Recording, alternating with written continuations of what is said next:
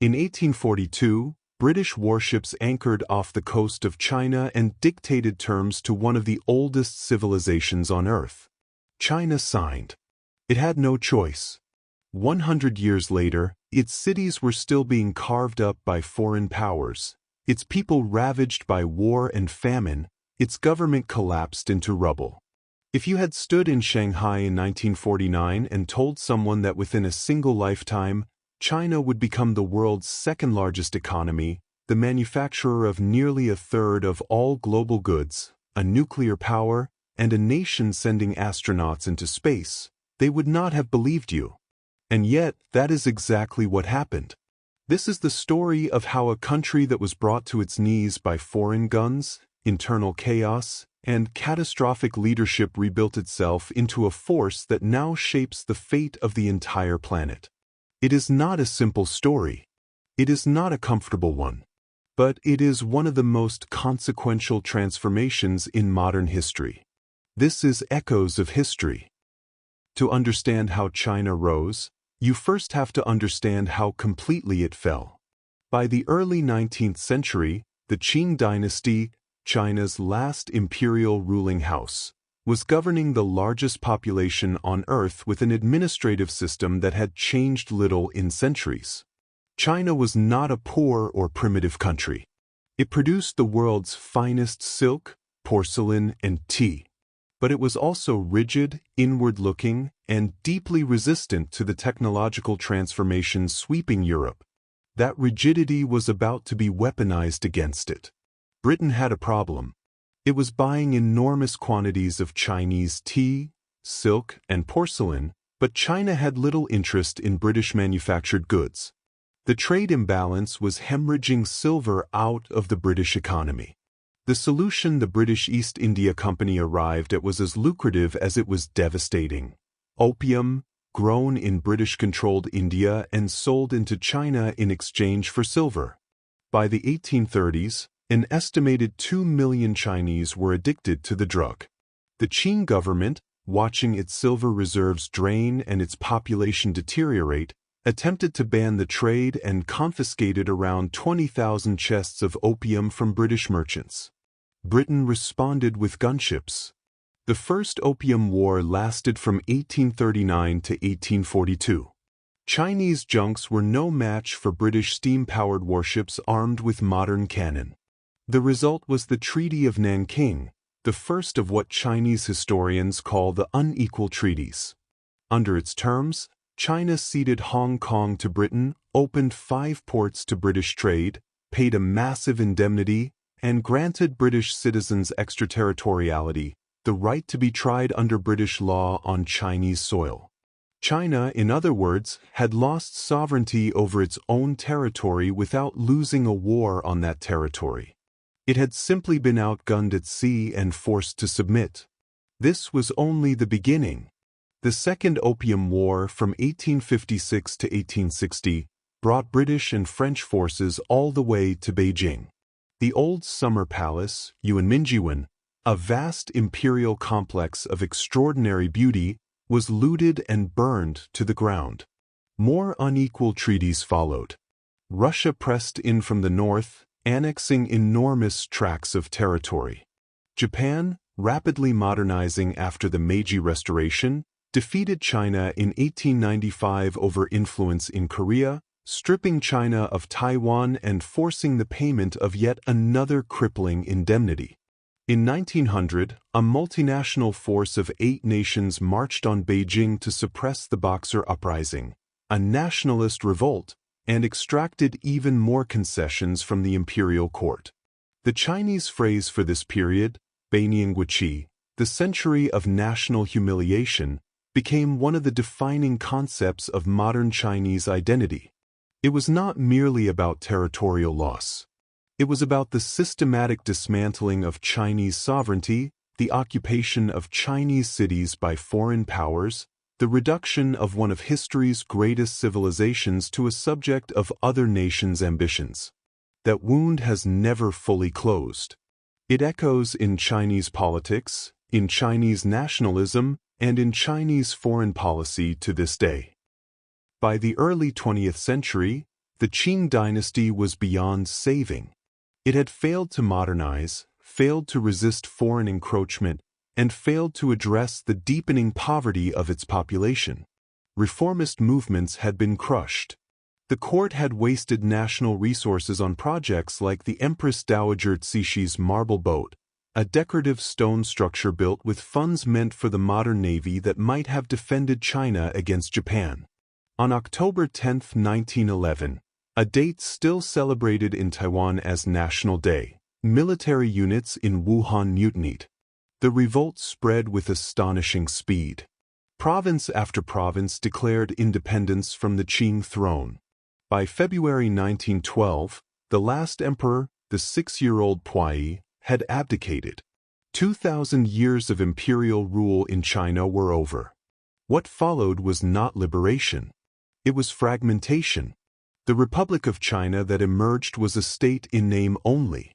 Real power fractured among regional military commanders, the warlords, who carved the country into competing fiefdoms, taxed their populations into destitution, and fought each other in a series of grinding regional wars throughout the 1910s and 1920s. The dream of a modern, unified China felt further away than ever. Intellectuals, students, and political activists argued furiously about what had gone wrong and who could fix it. Two movements emerged as the central rivals for China's future: the Kuomintang, or Nationalist Party, founded by Sun Yat-sen, and the Chinese Communist Party, founded in Shanghai in 1921. The two parties initially cooperated against the warlords. After Sun Yat-sen's death in 1925, the Kuomintang fell under the leadership of Chiang Kai-shek, a military commander who turned viciously on his communist allies in 1927, ordering a massacre of Communist Party members and trade union activists in Shanghai and other cities. Thousands were killed. The alliance was shattered. A civil war that would last, on and off, for over 2 decades had begun. Into this conflict came the Japanese. In 1931, Japan occupied Manchuria in northeastern China. In 1937, following an incident at the Marco Polo Bridge near Beijing, Japan launched a full-scale invasion. What followed was among the most catastrophic episodes of the 20th century. The rape of Nanking, the massacre and mass assault of civilians in China's then capital over a period of 6 weeks beginning in December 1937, resulted in the deaths of an estimated 100 to 300,000 people. The war with Japan killed an estimated 15 to 20 million Chinese in total. It also, paradoxically, weakened the nationalists far more than the communists. Chiang Kai-shek's forces bore the brunt of the fighting against Japan's modern army, while Mao Zedong's communist forces preserved their strength and expanded their base in the countryside. When the Japanese surrendered in 1945, the Civil War resumed immediately. By 1949, it was over. Chiang Kai-shek and the remnants of the nationalist government retreated to Taiwan. On October 1, 1949, Mao Zedong stood at the gate of heavenly peace in Beijing and proclaimed the founding of the People's Republic of China. China was unified, but unified under a system that would, within a decade, inflict suffering on its own people on a scale matching almost anything that foreign invaders had done. The Great Leap Forward, launched in 1958, was Mao's attempt to transform China from an agrarian economy into an industrial and socialist society within a few years through sheer collective will. Peasants were organized into communes. Steel production targets were pursued with an almost religious fervor, leading to the absurd spectacle of farmers melting their tools and cooking pots into useless pig iron to meet quotas. Agricultural output was simultaneously falsified upward by local officials terrified of reporting failure to the center, while the actual harvest rotted in the fields. The result was a famine of almost unimaginable scale. Scholarly estimates of the death toll from the Great Leap Forward famine range from 15 million to over 45 million people between 1959 and 1961, the deadliest famine in recorded human history. Then came the Cultural Revolution, launched by Mao in 1966.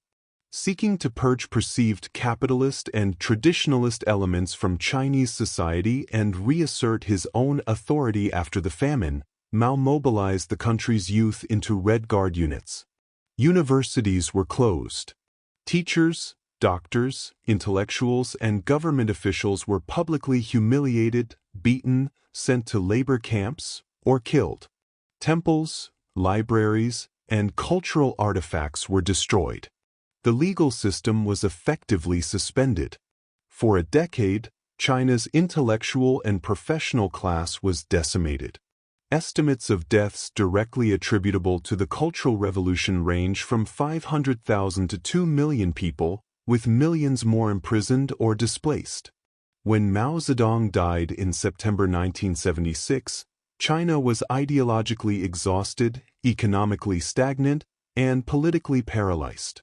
The question was, what came next? The answer came from an unlikely survivor.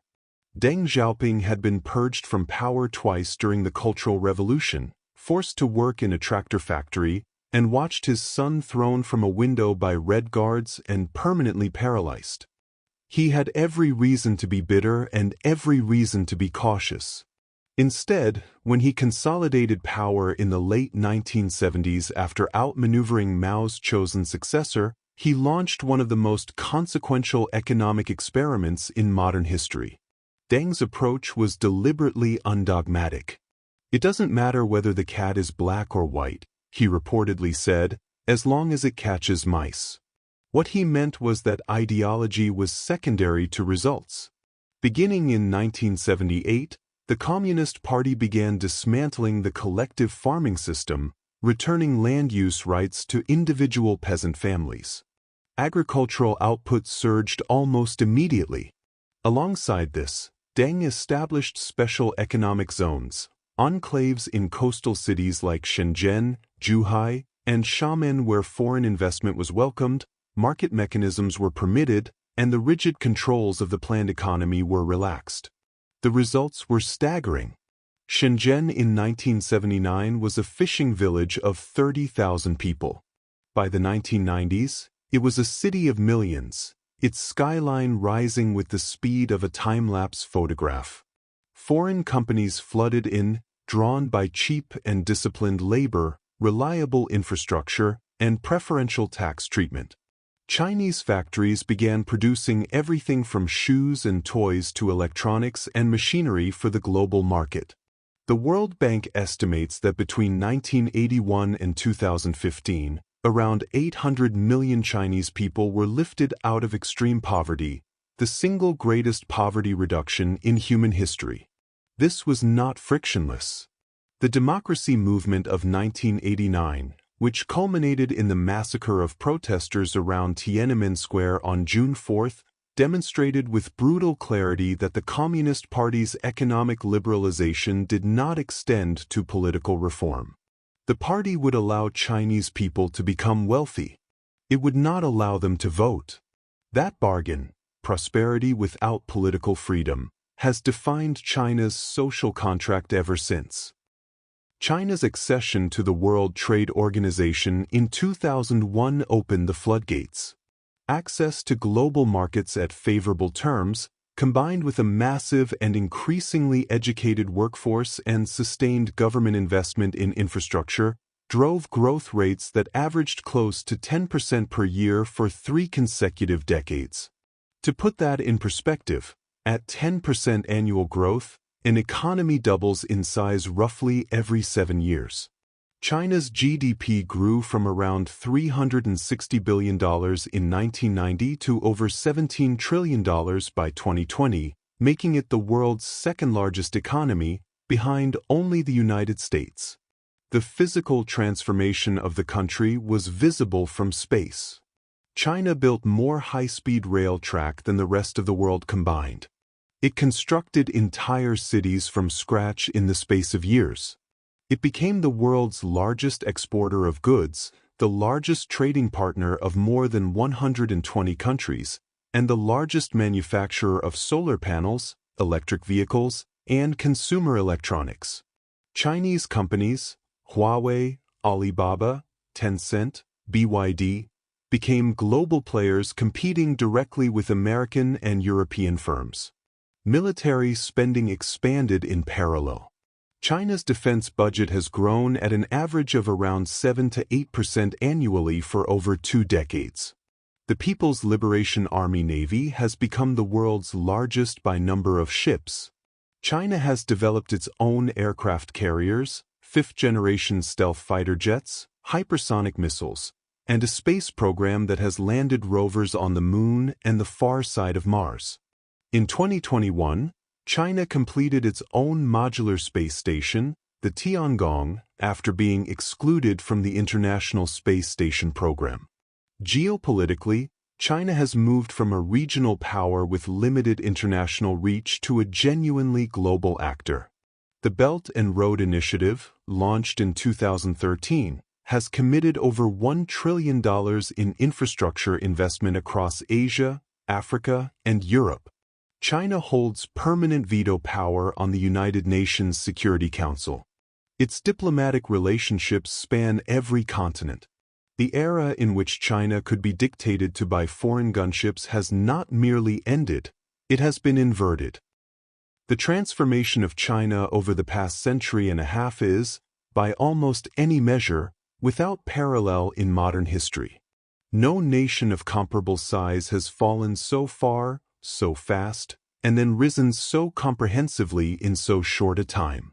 The arc from the Treaty of Nanking to the Belt and Road Initiative spans less than 200 years, a single chapter in the long book of Chinese civilization, but one that changed the world. None of it was inevitable. The famine of the Great Leap Forward did not have to happen. The violence of the Cultural Revolution did not have to happen. The massacres of 1989 did not have to happen. History is not a machine that produces predetermined outcomes. It is a record of choices made by individuals and institutions under conditions of power, fear, ideology, and ambition, and the consequences of those choices, felt for generations. What China's story reveals about the modern world is both clarifying and unsettling. It reveals that the wounds of history, the century of humiliation, the invasions, the unequal treaties, do not fade simply because time passes. They are carried forward, institutionalized, made into the foundation of national identity and political legitimacy. Understanding why China's government behaves as it does, why its people respond as they do to perceived slights from the international community, requires understanding that history. It also reveals something about the relationship between economic power and political freedom, a relationship that remains contested, unresolved, and deeply consequential for the billions of people who live within China's borders and the billions more who live within its economic orbit. China is not finished changing. Its aging population, its debt levels, its relations with its neighbors, the question of Taiwan, the tension between its economic integration with the world and its political system's requirements, all of these will shape what it becomes next.